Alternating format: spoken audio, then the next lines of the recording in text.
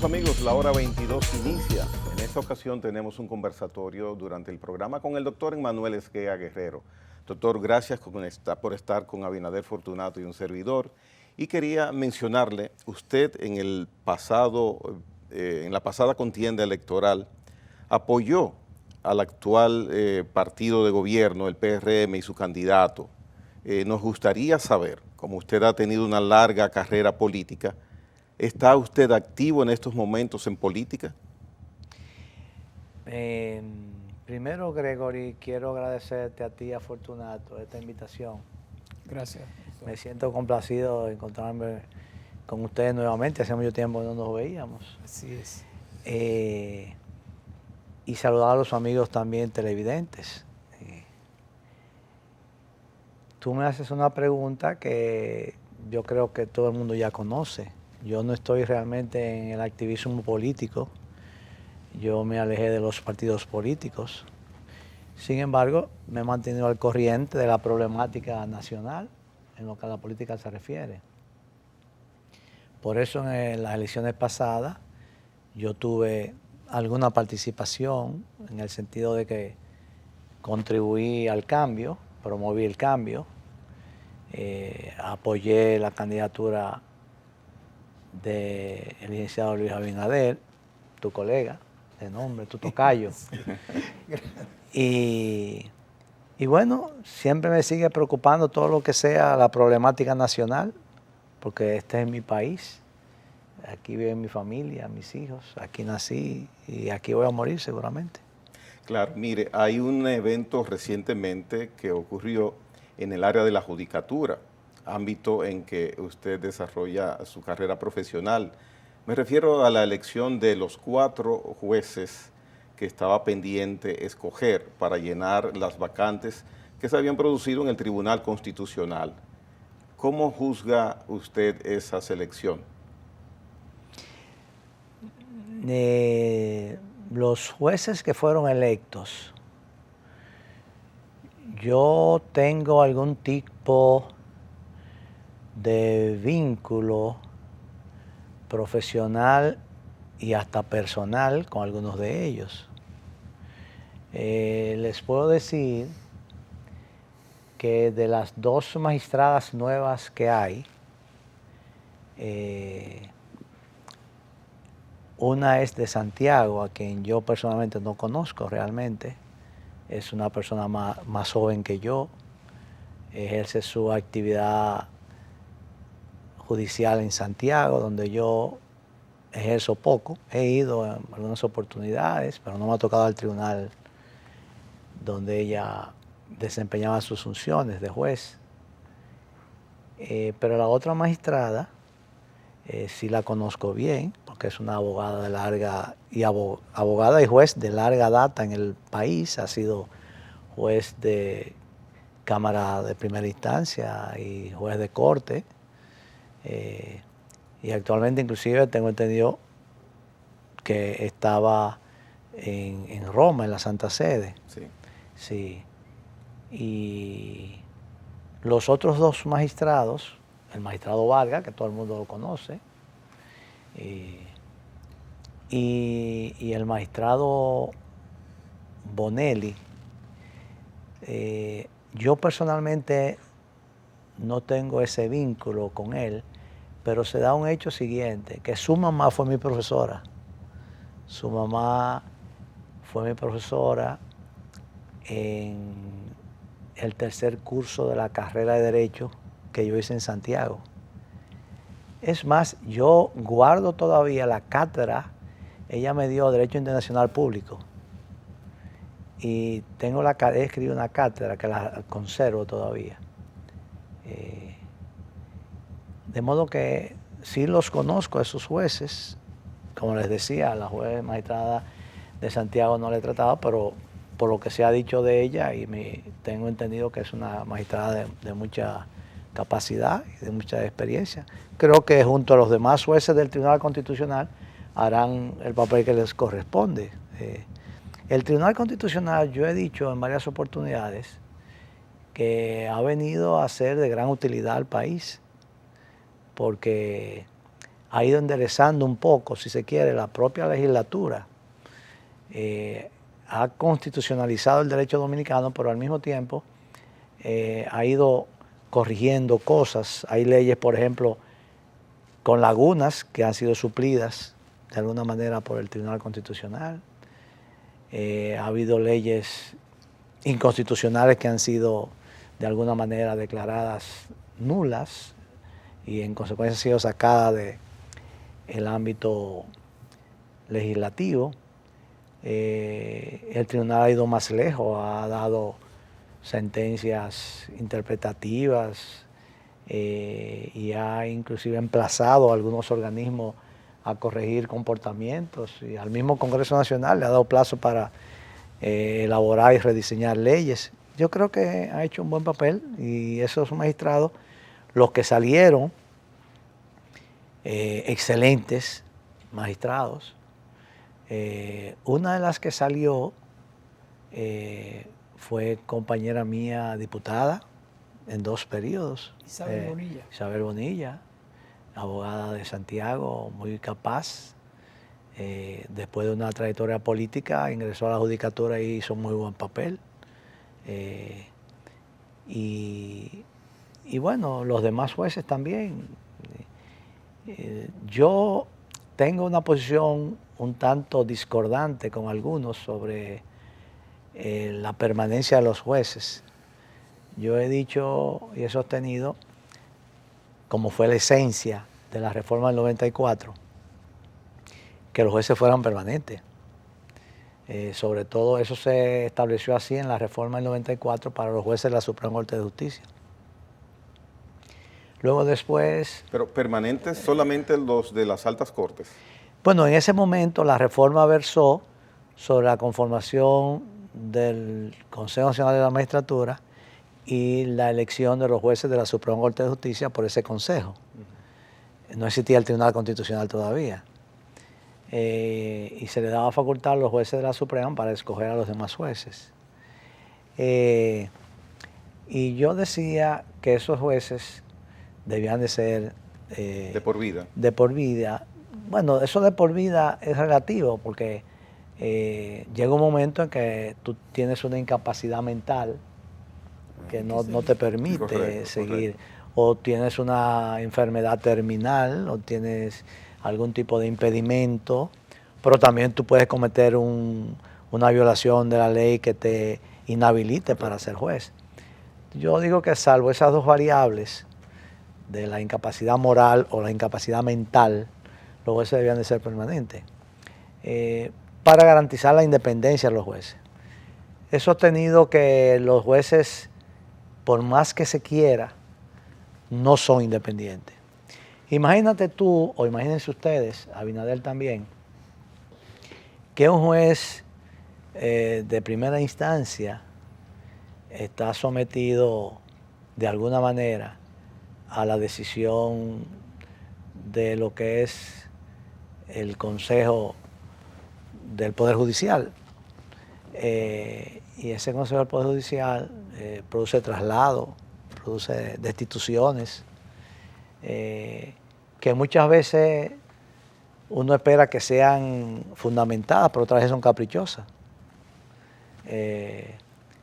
Ha habido casos de jueces después de la reforma del 94, con la nueva ola que se dice de la judicatura, en que han sido destituidos medalaganariamente.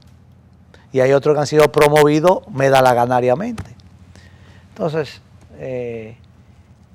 no hay una regla que garantice la total independencia de los jueces, porque yo decía en días pasados, si tú eres escogido por un Consejo Nacional de la Magistratura que te va a ti a reevaluar dentro de 7 años, tú con esa gente tienes que tener mucho cuidado, porque entonces te queman.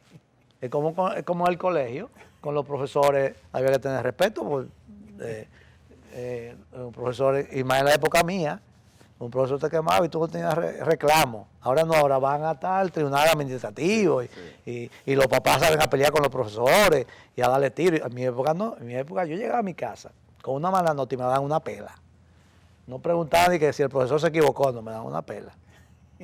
Y hay de yo decir que el profesor se equivocó, que le caía mal al profesor, te me dan otra. Pero ya no es así. Yo recuerdo que yo era niño y yo era muy pendenciero, como decimos. Yo era muy peleador cuando un niño. Y a veces peleaba en la calle y mi mamá nos preguntaba si era yo que me estaba defendiendo, estaba agrediendo. Y llegaba a mí que me daban una pela. Yo no puedo pelear en la calle. Pero me estaba defendiendo, usted no puede pelear en la calle. O sea, entonces, pues esa era la norma de antes. Pero pues, ¿y dónde peleo? ya no, ¿Dónde me defiendo? Claro, ya no es así. Doctor, usted ha sido una persona muy protagónica, quizá casi en los últimos 50 años de la República Dominicana, 4 décadas, 5 décadas, muy protagónico en las luchas revolucionarias, libertarias y con una incidencia política de mucha importancia. Hoy en la distancia, con un gobierno que usted empujó prácticamente, ¿cómo ve el gobierno del presidente Luis Abinader? Tu tocayo. Mi tocayo. Mira, Fortunato, tú me haces retrotraer tiempos idos, como dijo el poeta, pero de mucho valor para mí. Tú acabas de decir que yo tengo 50 años en la vida política nacional. No te equivocaste. No tengo 50, tengo más de 50. Empezó muy joven. Oye, yo participé en la primera campaña de Juan Bosch en el año 62. Wow. Voté por primera vez en esas elecciones, que fueron en diciembre del 62. Yo acabo de cumplir 18 años. Bastante joven era. Y participé en la campaña pegando afiches, pintando. En esa época pintábamos los contenes. Oye, y no solamente participé en el proceso eleccionario de Juan Bosch, sino que me tocó muy de cerca después el proceso del golpe de Estado. Porque resultó que yo, como consecuencia de la muerte de mi padre, tuve que comenzar a trabajar. Mi padre murió en junio del gobierno de Juan Bosch y yo tuve que comenzar a buscar un trabajo. Conseguí un trabajo en agosto y comencé. El suplidor ya no estaba. Ya no estaba el suplidor.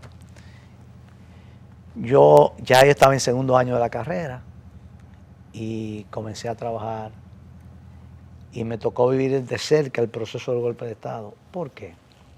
Por varias razones. Son cosas que voy a decir esta noche aquí, que nunca las he hablado en público. Mi padre era militar, fue militar muchos años, y yo provengo de una familia de militares, de marinos, sobre todo. Y producto de las relaciones con mi padre, yo tenía mucha relación con los militares.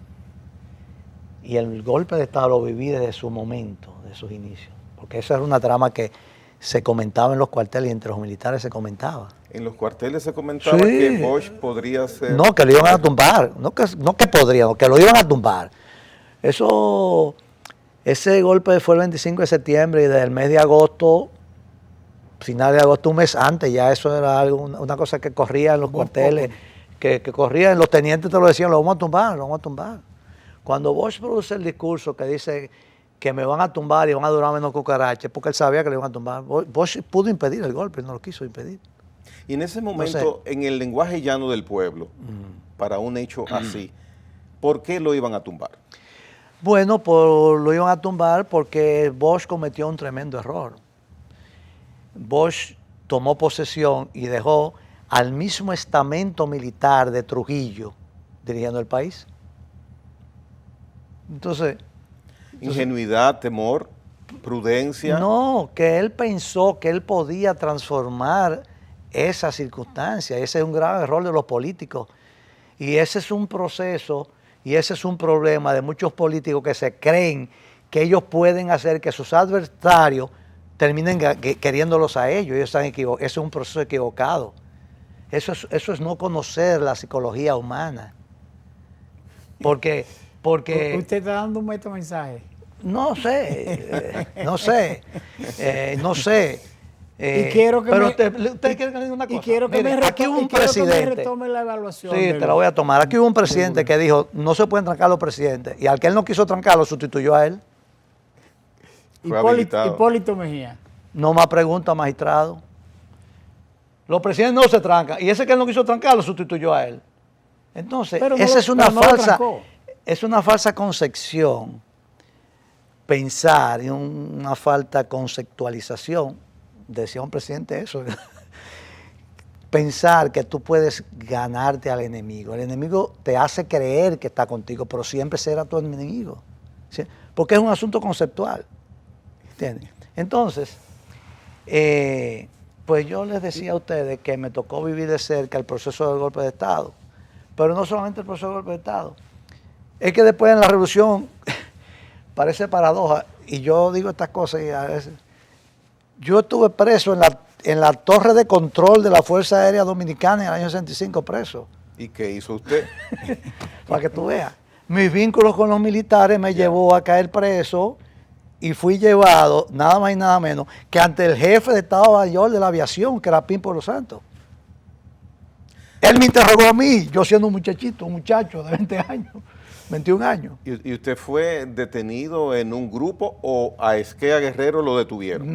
Andaban buscando a un coronel de la Marina que se pensaba que estaba con la revolución, él estaba en mi casa, yo traté de ocultarlo y nos agarraron, me lo monté en mi carro, saqué de mi casa y nos agarraron los dos. Y junto a él, oye, uno diría, bueno, entonces, y después cogieron a mi hermano también, ¿No preso. hubo maltrato? No, al contrario. Debo decir, en honor a la verdad, que cuando yo no le dije al general de los Santos, porque yo no tuve esa oportunidad, pero él entró a su despacho y había un coronel al lado, que yo lo identifiqué que era de la Marina de Guerra. Y yo le dije a ese, digo, mire, yo sé que usted no es de la aviación, usted es de la Marina, yo lo sé por las insignias. Yo me crié en un cuartel. Y entonces él me dijo, ¿cómo tú sabes eso? Digo, porque mi papá era militar de la Marina. Ay, ¿quién era tu papá? Fidel, ¿qué? ¿Tú eres Fidia? Chacho, Fidel y yo fuimos compañeros, no me digas. ¿Y qué es lo que tú haces aquí? Digo, bueno, ahí me trajeron con el coronel Porter aquí preso. Salió el general de Los Santos y le dije, general, ¿usted conoció a Fidel? Que sí, lamentablemente, mi papá había muerto hacía 2 años en un accidente. Sí, que él es hijo de él. Y el que me llevó preso, junto con el coronel, que fue un mayor de la aviación en ese momento, que después murió, apellido Medina, lamentablemente murió. Él llamó, llámame al coronel mayor o coronel, no recuerdo, coronel Medina. Mire, ese muchacho haga que vuelva a su casa tranquilo. Pero a mí me habían quitado el carro. Cuando yo llegué a la fortaleza, el carro lo habían despalotado ya.